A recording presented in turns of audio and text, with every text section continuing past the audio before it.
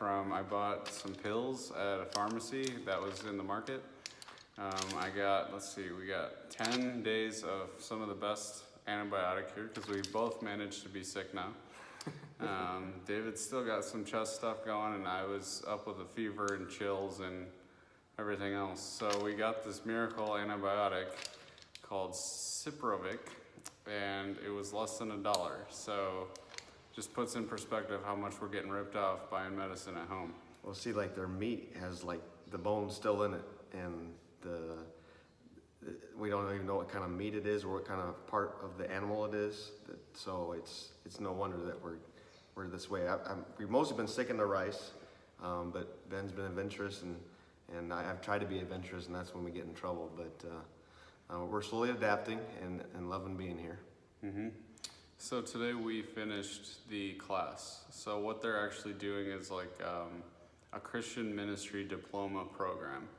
And so if they finish 8 courses that are through Gateway Seminary, they would receive a diploma in Christian ministry. And so I think some of them finished today. Some of them may be just starting, some of them are new. But some of them traveled for hours to get here. Yeah. It's like on a Friday, all day Saturday. We have the same kind of thing, similar at Gateway, sometimes 3 or 4 days. But it's an all-day event that Alan Carr does, and he has a translator going with us to translate into their language in Khmer, so that they can learn and apply the principles and of discipleship to their community. So it's really neat to see. So as I mentioned in a previous video, the class that they're doing is church history. It's like all of church history. And so I think we definitely got the highlights, but I think some of the big takeaways that people had and that I had too, was it's just this pattern over and over of people, at some points in history, people can't even read. Like, you know, the Dark Ages, they don't have the Bible because it's in Latin. And as soon as people turn from the Bible, the teaching is corrupt. And there's a lack of understanding the word, and we just see through Christian history how there's this cycle of, you know, this kind of spiritual death, and then all of a sudden people get a translation or they get some way to get the Bible back into their hands. Starting with like the Gutenberg press and the Reformation and Luther, the Germans get the Bible in their hands, and then the English get it in their hands, and now we even see here, relatively recently, the Khmer people have gotten the Bible in their hands. With Pol Pot. Yep. So you're talking about that? Yeah. So Pol Pot did the same thing. He took all the highly educated people out of Cambodia here in the 70s, so that they wouldn't have the education here, and that they could have.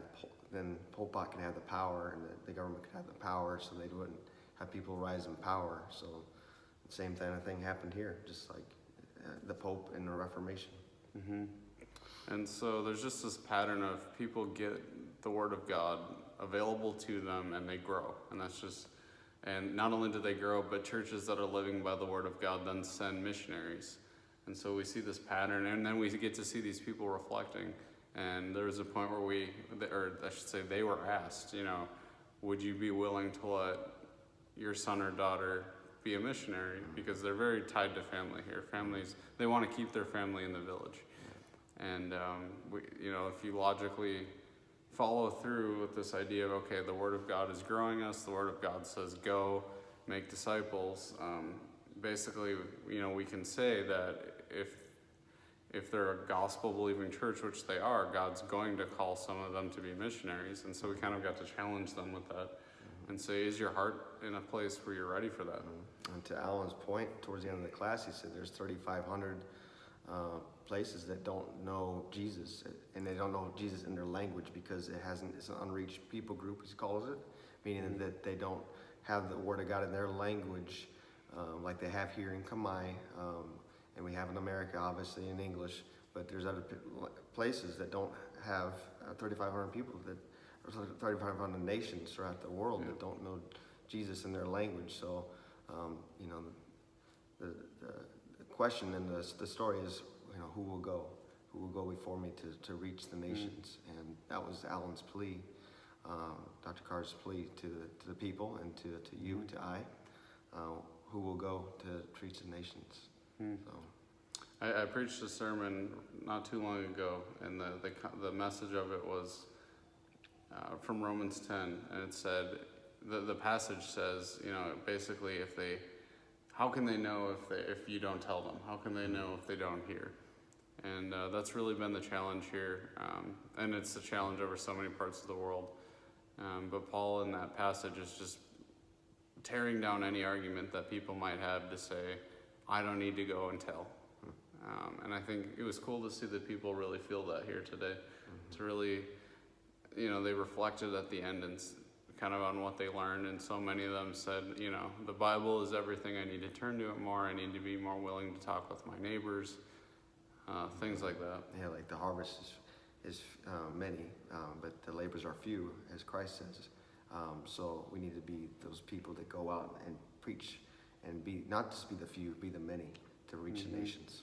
And the second part of that too is that passage says, I think that was Luke 10. I could be wrong, but if I'm wrong, whatever. But the second part of that passage is that God basically says He will answer that prayer. So He tells us to pray for more workers for the harvest, but He loves to answer that prayer. So I guess if nothing else, for people watching, I challenge you to add to your prayers that God would add laborers to this harvest, that He would go and raise new people up to go and work the mission field. And I would also challenge everyone to just think about what part you play in that as well. Yeah, my conviction too, on the same note, is this, that God doesn't want lukewarm Christians. And so He wants us to not just be in our comfort zones, as we easily can get in America, and to sit in front of a TV and get lost in that, but to go out and to do the work, as Ben just said. So it was really convicting, and just be asking the Lord to show you where you're supposed to serve and what you're supposed to be doing, and go out and do it. Thanks to everyone who's followed us along and joined us along the way. We're doing our best to get videos up. It takes forever. David's been working... Dial-up internet. Yeah, it's basically dial-up. David's been working tirelessly to edit, and then we just wait a long time for it to actually upload. So we have more than we've posted, and then like I've said, we will make a big video at the end that kind of highlights everything. But thanks for everyone that's checking in with us, praying for us, and we look forward to showing you some more of this really beautiful place.